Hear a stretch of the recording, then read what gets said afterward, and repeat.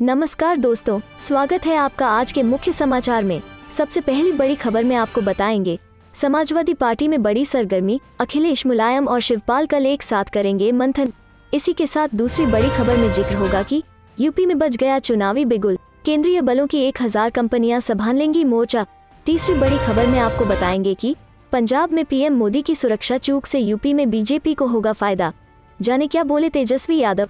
दोस्तों, हर एक खबर की गहराई में आपको ले जाएंगे, लेकिन उससे पहले अगर आपको भी ऐसा लगता है कि भाजपा की उल्टी गिनती शुरू हो चुकी है तो आप अभी इस वीडियो को लाइक कीजिए और इस लाल बटन को दबाकर चैनल को सब्सक्राइब करके घंटी बजाइए और कमेंट में लिखे जय हिंद। समाजवादी पार्टी में बड़ी सरगर्मी, अखिलेश, मुलायम और शिवपाल कल एक साथ करेंगे मंथन। जी हाँ दोस्तों, यूपी विधानसभा चुनावों की तारीखों के ऐलान के बाद यूपी में सियासी सरगर्मी बढ़ गई है। पार्टी कार्यालयों में पदाधिकारियों और कार्यकर्ताओं की मीटिंग का दौर शुरू हो गया। इसी बीच चुनावों की घोषणा के बाद समाजवादी पार्टी में हलचल तेज हो गई है। वहीं आचार संहिता लगते ही सपा परिवार में बैठकों का दौर शुरू हो चुका है। पार्टी के सूत्र बताते हैं कि सोमवार को एक अहम बैठक होने जा रही है। इस बैठक में सपा संरक्षक मुलायम सिंह यादव, सपा प्रमुख अखिलेश यादव के साथ शिवपाल सिंह यादव और पार्टी के महासचिव रामगोपाल यादव भी शामिल होंगे। बताया जा रहा है कि बैठक को अखिलेश और शिवपाल की फोन पर चर्चा की। वहीं परिवार के कुछ और लोग भी बैठक में शामिल होंगे। लखनऊ में होने वाली मीटिंग के दौरान सीटों के बंटवारे और आपसी सामंजस्य की रणनीति पर चर्चा होगी। चुनावों की घोषणा के साथ ही सपा अध्यक्ष और पूर्व मुख्यमंत्री अखिलेश यादव ने बीजेपी पर निशाना साधा है। उन्होंने कहा है कि बीजेपी का सफाया होना तय है। जनता बस इन तारीखों का ही इंतजार कर रही थी ताकि बीजेपी को हटाया जा सके। उन्होंने कहा, ये तारीखें बदलाव की हैं। शुरुआत 10 फरवरी से हो रही है और 10 मार्च तक परिणाम आएगा। चुनाव आयोग द्वारा रखी गई शर्तों का पालन किया जाएगा।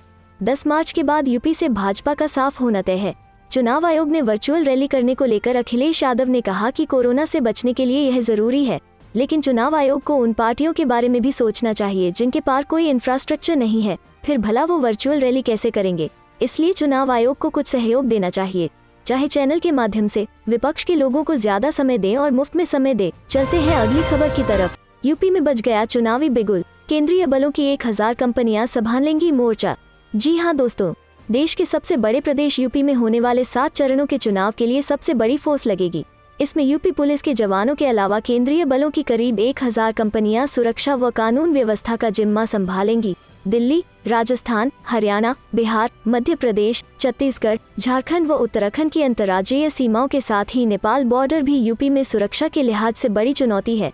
2017 की तरह ही 7 चरणों में चुनाव होंगे, लेकिन पोलिंग स्टेशन व पोलिंग बूथ की संख्या पिछले बार के मुकाबले ज्यादा होगा। जहां 2017 में 90,789 पोलिंग सेंटर और 14,7,190 पोलिंग बूथ थे, वहीं इस बार 92,821 पोलिंग सेंटर और 1,74,341 पोलिंग बूथ होंगे। यूपी पुलिस के पास वर्तमान में 2,700 inspector, 18,500 SI, 36,500 head constable, 1,30,000 constable, 273 company PAC की मौजूद हैं। पुलिस फोर्स का करीब 60% चुनाव ड्यूटी में लगाया जाएगा, जबकि बाकी फोर्स अन्य ड्यूटी में लगाई जाएगी। इसके अलावा 65,000 चौकीदार, करीब 65,000 होमगार्ड और 10,000 पीआरडी जवान हैं। विधानसभा चुनावों की घोषणा हो गई है, लेकिन अभी भी यूपी पुलिस में करीब 82,000 जवान व अधिकारी ऐसे हैं जिनका अभी वैक्सीनेशन नहीं करवाया गया है। इनमें से 51,127 पुलिसकर्मियों को एक भी डोज नहीं लगी है, जबकि 31,329 को सिर्फ पहली डोज लगी है। 75 जिलों व 3 पुलिस कमिश्नरेट में करीब 2,96,502 पुलिसकर्मी हैं। इनमें से 2,45,375 को वैक्सीन लग चुकी है। कोरोना संक्रमण के दौरान यूपी में 184 पुलिसकर्मियों व अधिकारियों की संक्रमण से मौत हो चुकी है। चलते हैं अगली खबर की तरफ। पंजाब में पीएम मोदी की सुरक्षा चूक से यूपी में बीजेपी को होगा फायदा। जाने क्या बोले तेजस्वी यादव। जी हाँ दोस्तों, पंजाब में प्रधानमंत्री नरेंद्र मोदी की सुरक्षा में हुई चूक को लेकर जहां अक्सर में विपक्ष ने कार्रवाई की मांग की है, वहीं राष्ट्रीय जनता दल के नेता और राघोपुर से विधायक तेजस्वी यादव ने इसे बीजेपी का यूपी चुनाव जीतने का हथकंडा बताया है। तेजस्वी ने कहा कि बीजेपी असल मुद्दों से ध्यान भटकाना चाहती है। पार्टी चाहती है कि पंजाब में जो हुआ उसका फायदा यूपी में मिल जाए। राजद नेता ने कहा, यूपी में चुनाव है, पंजाब में हम जो देख रहे हैं, किसानों के मुद्दे को गायब कर दिया गया, बेरोजगारी के मुद्दे को गायब कर दिया गया, गरीबी, महंगाई के मुद्दे सबको गौण कर दिया गया है। केवल एक ही मुद्दा दिखाई दे रहा है, पंजाब में जो बनाया गया मुद्दा है उसको दिखाया जा रहा है, क्योंकि पंजाब में उनका कुछ नहीं बचा है। ये वो भी जानते हैं, लेकिन पंजाब में जो किया है उसका यूपी में तो फायदा हो जाए, इसके लिए सारा काम हो रहा है। चलते हैं अगली खबर की तरफ। बेकाबू होती जा रही है देश में कोरोना की रफ्तार, आज नए मामले 1,60,000। जी हाँ दोस्तों, भारत में कोरोना की रफ्तार थमने का नाम नहीं ले रही है। रविवार को नए कोरोना केस मिलने का आंकड़ा 1.5 लाख पार कर गया। यह एक दिन में मिलने वाली कोरोना संक्रमितों की सबसे बड़ी संख्या है। रविवार को 1,59,632 नए कोरोना मामले सामने आए। वहीं 40,863 मरीज स्वस्थ भी हुए। इस बीच पिछले 24 घंटे में 327 मौतें कोरोना के चलते गई हैं। दिल्ली पॉजिटिविटी रेट बढ़कर 10.21% हो गई है। फिलहाल देश में एक्टिव केसेज की संख्या, वहीं कुल ठीक होने वाले 3,44,53,603 है, जबकि 4,83,790 लोग इस संक्रामक बीमारी से अपनी जान गंवा चुके हैं। अभी तक कुल 151.58 को वैक्सीन लगाई जा चुकी है। चलते हैं अगली खबर की तरफ। रणदीप सुरजेवाला बोले, 4 राज्यों में भाजपा को शिकस्त देगी कांग्रेस, पंजाब में फिर से होगी हमारी सरकार। जी हाँ दोस्तों, चुनाव आयोग ने 5 राज्यों के विधानसभा चुनाव कार्यक्रम की घोषणा कर दी है। इसके बाद कांग्रेस ने शनिवार को पंजाब, उत्तराखंड, गोवा और मणिपुर में सरकार बनाने का विश्वास जताया और कहा कि उत्तर प्रदेश में कोई भी सरकार सदियों पुरानी पार्टी यानी कांग्रेस के बिना नहीं बन सकती है। कांग्रेस महासचिव रणदीप सुरजेवाला ने पत्रकारों को जानकारी देते हुए कहा कि चुनाव आयोग ने शनिवार को 5 राज्यों के चुनाव कार्यक्रम की घोषणा कर दी है, लेकिन परिणाम बहुत पहले ही तय हो चुके हैं। उन्होंने कहा, कांग्रेस पार्टी का हर कार्यकर्ता और हर नेता सभी 5 राज्यों में ये चुनाव मजबूती से लड़ेगा और 4 में भाजपा को शिकस्त देगा। वहीं पंजाब में एक बार फिर से कांग्रेस की जीत होगी। अब 5 राज्यों की जनता के पास सुनहरा मौका है। आओ और भाजपा व महंगाई को हराओ। सुरजेवाला ने कहा कि पेट्रोल, डीजल, रसोई गैस, खाना पकाने का तेल, दाल और दैनिक वस्तुओं की कीमतों ने लोगों का जीवन मुश्किल बना दिया है। उन्होंने आरोप लगाया कि भाजपा ने चंद पूंजीपतियों के दम पर देश की खेती को बेचने की साजिश रची है। कांग्रेस नेता ने कहा कि भाजपा को बेरोजगारी और किसानों के मुद्दों की परवाह नहीं है। उन्होंने कहा कि विधानसभा चुनाव लोगों के लिए भाजपा को हराने का मौका होगा। कांग्रेस नेता ने आगे कहा, गोवा में लोग भाजपा सरकार को हटाने के लिए जाति और धर्म के बंटवारे से ऊपर उठकर कांग्रेस पार्टी की तरफ देख रहे हैं। सुरजेवाला ने कहा कि उत्तराखंड में भारतीय जनता पार्टी की हालत ऐसी है कि उसे 3 बार मुख्यमंत्री बदलना पड़ा। उन्होंने कहा कि कांग्रेस पार्टी उत्तराखंड की देवभूमि में नया सूर्योदय लाएगी। यूपी विधानसभा चुनाव, प्रियंका गांधी का महिलाओं को खुला न्योता, बोली अगर आप राजनीति में आना चाहती हैं तो मुझसे मिलिए। जी हाँ दोस्तों, कांग्रेस महासचिव व यूपी प्रभारी प्रियंका गांधी वारा ने कहा है कि लड़की हूँ, लड़ सकती हूँ अभियान यूपी चुनाव के बाद देश के दूसरे राज्यों में ले जाया जाएगा। बीते कुछ दिनों में भाजपा, सपा और आम आदमी पार्टी भी महिलाओं की बात कर रही है। वहीं उन्होंने कहा कि राजनीतिक रूप से महिलाओं को सशक्त बनाना है तो गैस सिलेंडर या कुछ पैसे देने से काम नहीं चलेगा, उन्हें बराबरी देनी होगी।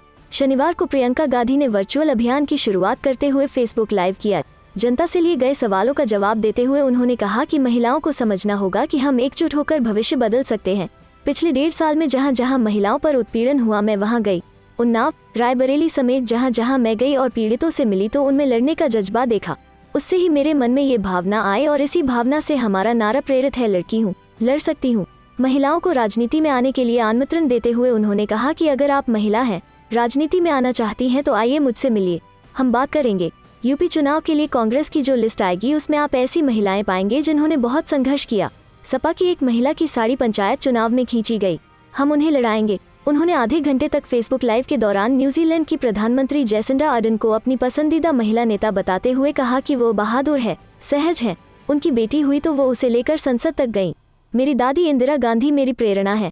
एक बार उड़ीसा में मंच पर उन पर पत्थर फेंके गए, वे बोलती रहीं, उनकी नाक की हड्डी टूट गई, खून बहा, लेकिन वो भाषण देती रहीं। उन्हें मालूम था कि उनके कुछ निर्णय की वजह से कुछ लोग उनके प्रति हिंसक हो सकते हैं, लेकिन उन्होंने सही फैसले लिए। वे आयरन लेडी थी तो करुणा और प्रेम की भी प्रतीक थी। उन्होंने कहा कि 25 साल तक मैं गृहिणी रही, इस साल फरवरी में 25वीं वर्षगांठ है। अब बच्चे बड़े हैं और बाहर पढ़ते हैं, पति भी बहुत सपोर्टिव हैं तो बहुत मुश्किल नहीं होती, लेकिन घर के काम चला करते हैं। लखनऊ में रहकर भी पूछती हूँ कि अलमारी साफ हुई या नहीं। इस अभियान में लड़कों की सहभागिता पर उन्होंने कहा कि मेरे बेटे ने भी यह गुलाबी बैंड पहना था। लड़कों को लड़कियों को बराबर समझना चाहिए, दोनों की विशेषताएं अलग है, लेकिन असल चीज है बराबरी। यह अच्छा है कि पुरुष बदल रहे हैं, वे महिला को मजबूत होते देखना चाहते हैं। चलते हैं अगली खबर की तरफ। अखिलेश यादव के साथ प्रियंका गांधी को भी भरोसा, 10 मार्च को उत्तर प्रदेश में होगा सत्ता का बदलाव। जी हाँ दोस्तों, उत्तर प्रदेश में विधानसभा चुनाव की तारीखों की घोषणा के बाद सत्ताधारी भाजपा के साथ विपक्षी दलों की भी प्रतिक्रिया तेज होने लगी है। समाजवादी पार्टी के राष्ट्रीय अध्यक्ष उत्तर प्रदेश के पूर्व मुख्यमंत्री अखिलेश यादव को भरोसा है कि 10 मार्च को भारतीय जनता पार्टी उत्तर प्रदेश की सत्ता से बाहर हो जाएगी। कांग्रेस की राष्ट्रीय महासचिव तथा उत्तर प्रदेश की प्रभारी प्रियंका गांधी वारा भी 10 मार्च को भाजपा को उत्तर प्रदेश की सत्ता से बाहर बता रही हैं। समाजवादी पार्टी के अध्यक्ष अखिलेश यादव ने कहा कि उत्तर प्रदेश में विधानसभा चुनाव की शुरुआत 10 फरवरी हो रही है। 10 मार्च तक परिणाम आएगा। उत्तर प्रदेश की जनता बहुत दिनों से बदलाव का इंतजार कर रही थी।